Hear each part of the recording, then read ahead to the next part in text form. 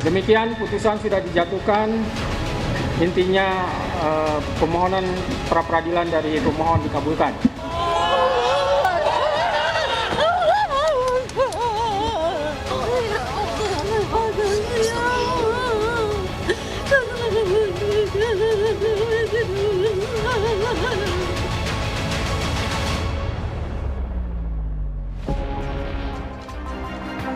Saudara, sepekan sidang pra-peradilan Peggy Setiawan digelar di Pengadilan Negeri Bandung, Jawa Barat. Hari ini menjadi momen tak terlupakan, baik bagi Peggy Setiawan, keluarga, kuasa hukum, aparat penegak hukum, maupun publik yang mengikuti jalannya persidangan untuk menguak kasus kematian Vina dan Eki. Nafas lega, derai air mata, dan puja-puji syukur berkumandang saat Pengadilan Negeri Bandung, Jawa Barat mengabulkan permohonan gugatan sidang pra-peradilan dari Peggy Setiawan. Nah, itu artinya penetapan Peggy Setiawan tersangka pembunuhan Vina dan Eki oleh Polda Jawa Barat tidak sesuai prosedur. Intinya permohonan pra peradilan dari pemohon dikabulkan.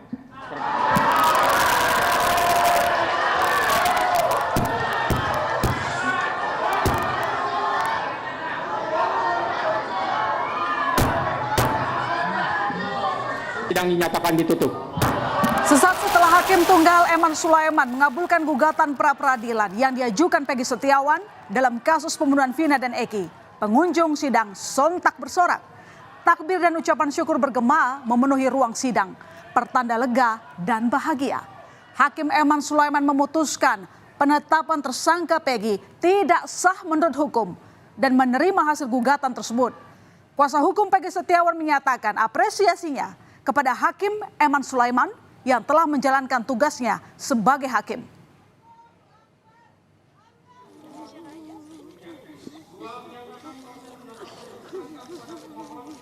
Terima kasih Allah, Ibu.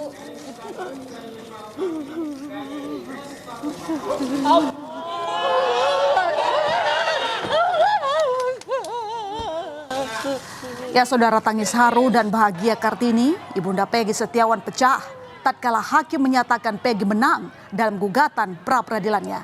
Ibu Peggy yang didampingi kuasa hukum dan keluarga menangis dan saling berpelukan. Pengunjung ruangan sidang di Pengadilan Negeri Bandung, Jawa Barat juga bersorak mendengar Hakim Eman memutuskan status tersangka Peggy tidak sah dan bebas dari proses hukum selanjutnya.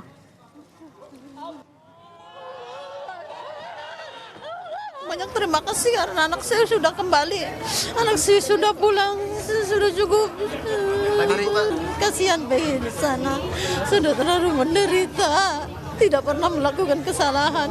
Anak saya telah di penjara.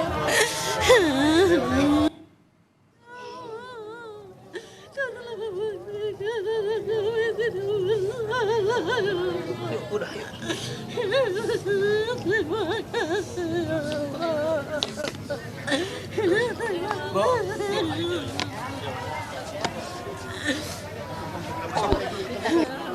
Selain tangis bahagia, ibu, ayah, dan saudara-saudara Peggy Setiawan sujud syukur menyambut putusan hakim. Mereka tidak sabar untuk bisa segera bertemu Peggy Setiawan. Sujud syukur menjadi salah satu ungkapan terima kasih keluarga kepada Tuhan Yang Maha Esa yang telah melancarkan usaha mereka dalam membuktikan Peggy tidak bersalah dalam kasus pembunuhan Vina dan Eki yang terjadi 8 tahun silam.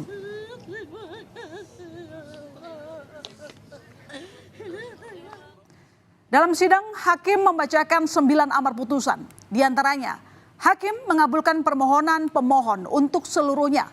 Kemudian menyatakan proses penangkapan dan penetapan tersangka Peggy Setiawan beserta semua yang berkaitan lainnya dinyatakan tidak sah dan batal demi hukum. Dalam putusannya, hakim memerintahkan termohon menghentikan penyidikan kepada pemohon dan melepaskan pemohon dari tahanan. Hakim juga memutuskan untuk memulihkan hak pemohon dalam kemampuan kedudukan dan harkat serta martabatnya seperti sedia kala. Menimbang bahwa oleh karena penetapan pemohon sebagai tersangka didasarkan pada penyidikan yang tidak sah, maka seluruh tindakan termohon terhadap pemohon menjadi tidak sah. Dengan demikian,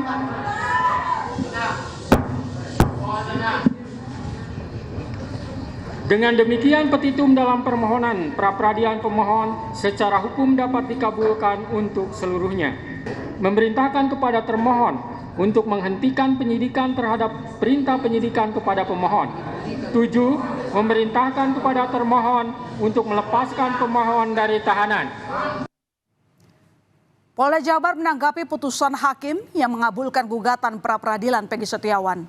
Meski belum menerima salinan putusan pra-peradilan Peggy Setiawan, Polda Jabar mengaku akan segera melaksanakan putusan dari hakim pra-peradilan, yakni segera membebaskan Peggy Setiawan.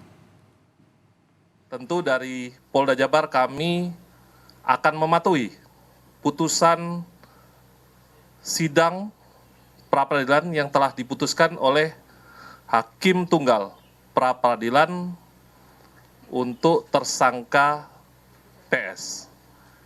Yang kemudian yang kedua, tentunya kami dari Polda Jabar, penyidik, akan menjalankan segala putusan hakim pada sidang pra-peradilan tersangka PS.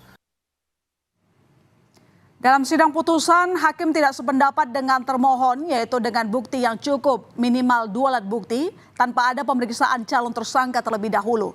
Penetapan tersangka tidak hanya dengan bukti permulaan yang cukup dan minimal 2 alat bukti, tapi harus diikuti adanya pemeriksaan calon tersangka yang termaktum dalam putusan Mahkamah Konstitusi nomor 21 tahun 2014.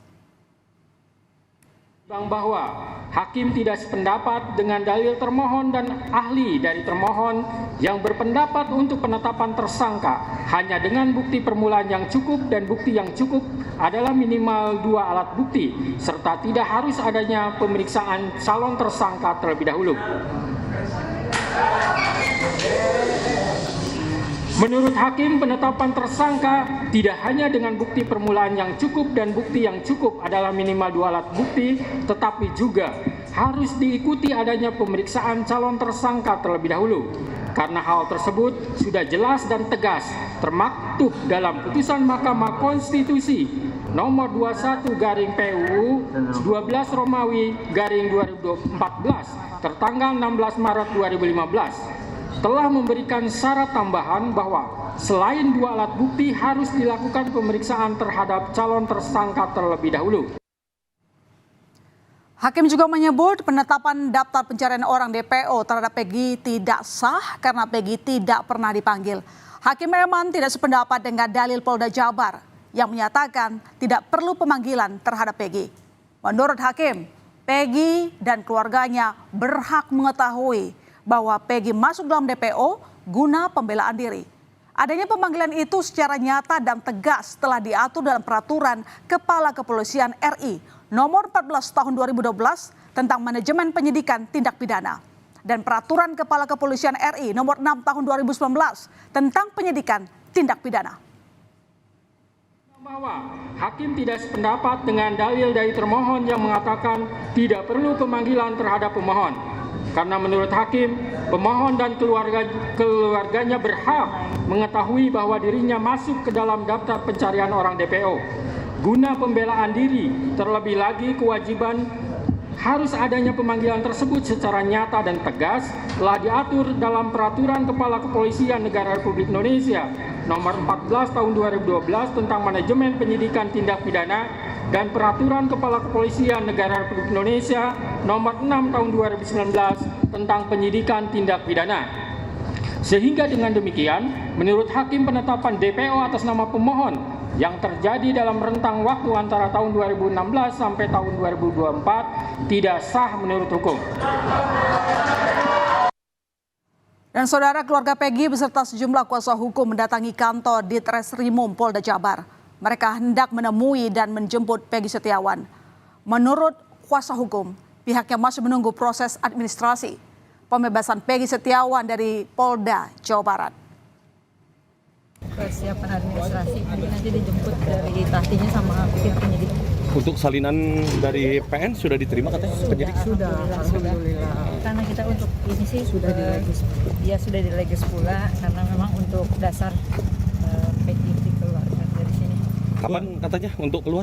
Ya hari ini juga Hari harus ini dong. juga harus keluar. Karena sudah ada putusannya juga udah dileges. Peggy Setiawan telah menang dalam gugatan pra-peradilannya di Pengadilan Negeri Bandung, Jawa Barat soal penetapannya sebagai tersangka kasus Vina. Mengenai apakah polisi akan mencari tersangka baru dalam kasus pembunuhan Vina dan Eki 8 tahun silam, Kabitkum Polda Jawa Barat, Kombes Nur Hadi Handayani menyebut akan berkoordinasi dengan penyidik. Apakah ini kesimpulannya kita akan mencari Peggy yang lain atau seperti apa nantinya, Pak? Nanti kita akan koordinasi dengan penyidik. Nanti penyidik yang akan itu kan, ya. Saudara, usai sudah kegundahan hati Peggy Setiawan dan keluarganya sejak ditetapkannya Peggy sebagai tersangka kasus pembunuhan Vina dan Eki. Putusan Hakim Tunggal Eman Sulaiman dalam sidang pagi tadi membuat Peggy dan keluarganya bisa bernafas lega. Betapa tidak, Peggy dinyatakan menang dan gugatan pra-peradilannya dikabulkan Pengadilan Negeri Bandung. Kini publik masih menanti gebrakan Polri dalam mengungkap kasus pembunuhan Vina dan Eki di Cirebon 8 tahun lalu. Siapakah pelaku pembunuhan sebenarnya dan mengapa begitu sulit ditemukan?